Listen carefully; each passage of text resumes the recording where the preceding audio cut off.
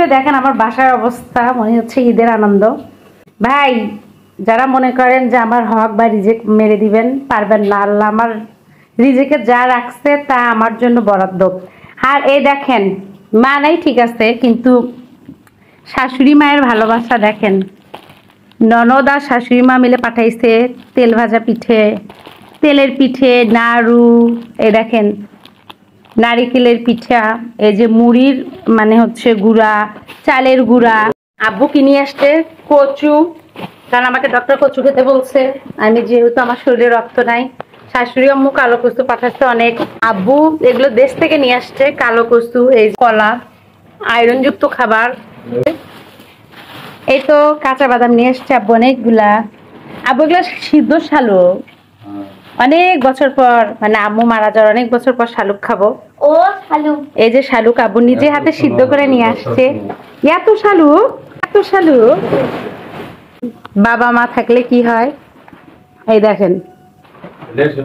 এই যে আর আব্বু না খেয়ে কতগুলো তরকারি নিজে হাতে রান্না করে নিয়ে আসছে। আব্বু না খেয়ে নিজে হাতে আমার জন্য কতগুলো তরকারি রান্না করে নিয়ে আসছে। এগুলো সব দেখতে পারবেন, ননদ কি পাঠাচ্ছে সব দেখতে পারবেন। আর এগুলো সব আব্বু নিয়ে আসছে। নারিকেল, এগুলো কি দেখি, এই যে দেখেন চালতা আচার হবে, আমরার আচার হবে, শুকনো মরিচ। আর এগুলো কি, এগুলো ভাজা। এই যে গুড় নিয়ে আসছে, ভাজা বাদাম, সবকিছু নিয়ে আসছে। সবকিছু দেখতে পাবেন, আমি এগুলো যখন বক্সে ঢালবো আপনাদেরকে দেখাবো। এই তো দেখেন আমার বাসার অবস্থা। আর এই বক্স মানে এক বক্স ডিম নিয়ে আসছে আব্বু। প্রায় কয় ডজন ডিম আসছে আব্বু? 90টা। তো এই তো 90টা ডিম নিয়ে আসছে আব্বু আমার জন্য। এগুলো সব দেশি একদম। আর এই তো এখানে দেখতে পাচ্ছেন এক বস্তা মুড়ি পাঠাচ্ছে আমার শাশুড়ি, একদম নিজে হাতে আমাদের জমির চাল দিয়ে বেজে পাঠাইছে মা। এটা সব খুলে খুলে দেখাবো, আমি এগুলো একটু গোছাই নেই। তারপর একদম দেশি মুড়ি, নিজের জমির ধান দিয়ে মুড়ি, এর তুলো টেস্ট আর কোথায় পাবেন বলেন?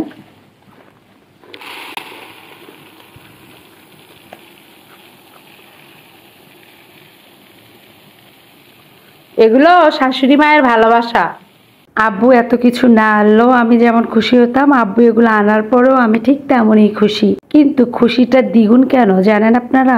আম্মু না থাকার পরেও আব্বু যে আমাকে ভালোবেসে এত কিছু এনেছে, তার অসুস্থতার অবস্থাতেও আর আমার অসুস্থতার কথা শুনে, এজন্য আমার খুশিটা দ্বিগুণ হয়ে গেছে। আসলে বাবারা যে মায়ের মতো করে সন্তানদেরকে ভালোবাসতে পারে, এটা আব্বুকে না দেখলে কখনো বুঝতেই পারতাম না। আমিও আমার পরিবারটাকে এই পৃথিবীর সবকিছুর ঊর্ধ্বে গিয়ে ভালোবাসতাম, এখনো বাসি। সবসময় চাইতাম আব্বু আম্মু আমার পরিবারের মানুষগুলো অনেক ভালো থাক, অনেক ভালোবাসতাম। একটা সময় হয় না যে সময়ের সাথে পরিস্থিতির সাথে সবকিছুকে মানিয়ে নিতে হয়, হয়তোবা আমরাও মানিয়ে নিচ্ছি বা নিতে হচ্ছে, এটাই বাস্তবতা। কিন্তু কষ্ট লাগে কোথায় জানেন? যখন আব্বুর মুখের দিকে তাকাই। আমার তো একটা পরিবার আছে, আমার স্বামী, সন্তান, আমার আলাদা একটা জগৎ, আমার পড়ালেখা, সবকিছু মিলিয়ে আমি সুপার বিজি একজন পার্সন। কিন্তু আব্বুর দিকে যখন তাকাই, কোনো ব্যস্ততাই নাই, মানুষটা একা নিঃসঙ্গ, মনে হয় যে কোনো একটা মরিচিকার পিছে ছুটছে। এই বয়সেও এসে সে হয়তো কোনো কিছু নিয়ে আশা দেখছে, স্বপ্ন বুনছে। জীবনটা অনেক কঠিন, আপনি হয়তো পারবেন না কোনো কিছু মন থেকে মন খুলে বলতে, এক্সপ্লেন করতে, আবার চাচ্ছেন কিন্তু পাচ্ছেন না, কোথাও একটা বাধা আপনি। এটাই হচ্ছে মানুষের জীবন। তো আব্বুর জন্য অনেক কষ্ট হয়, এতটুকুই যে আব্বুর মুখের দিকে আমি সত্যি আম্মু চলে যাওয়ার পর তাকাইতে পারি না। তারপরে আব্বু অনেক অসুস্থ, আব্বুর অপারেশনের জায়গাটাতে অনেক যন্ত্রণা। সবাই আমার আব্বুর জন্য দোয়া করবেন। অনেক অল্প বয়সে মাকে হারিয়েছি, আব্বুকে যেন অনেক অনেক বছর আল্লাহ বাঁচিয়ে রাখেন, সুস্থ রাখেন।